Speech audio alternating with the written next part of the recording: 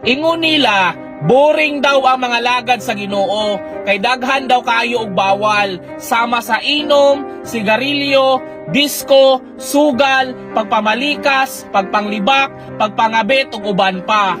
Aw, hinoon dito sa impyerno, wala gyud bawal dito. Ang tanan pwede nimong buhaton, pero ang pangutana, lingaw ba pod kaha didto? Mao nang ikaw igsuon, huna-hunaag gyud og ayo. Ahamang ka sa daghan og bawal pero para sa imuhang kaayuhan, or didto ka sa walay bawal pero impyerno pod ang imuhang padulngan. Nag-ingon si Apostle Paul sa 1 Corinthians chapter 10 verse 23, makahimo kita bisan unsa, tinuod ka na, apan dili tanang butang makaayo ka nato.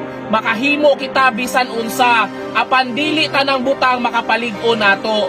Buot pasabot, you can do what you want to do in life.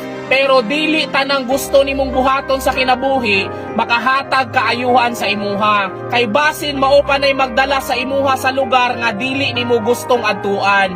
Kay ang kahilayan, makahatag na og kalipay sa atua, pero dili katagbawan. Kay ang katagbawan, sa Ginoo ra nato makaplagan, ug dili sa mga kalibutanong butang. Sugod karong adlaw, ayaw tuoan ang tawo nga muingon sa imuha nga boring ang mga lagad sa Ginoo. Samot na kung kana nga tawo, wala nang alagad sa Ginoo og seryoso.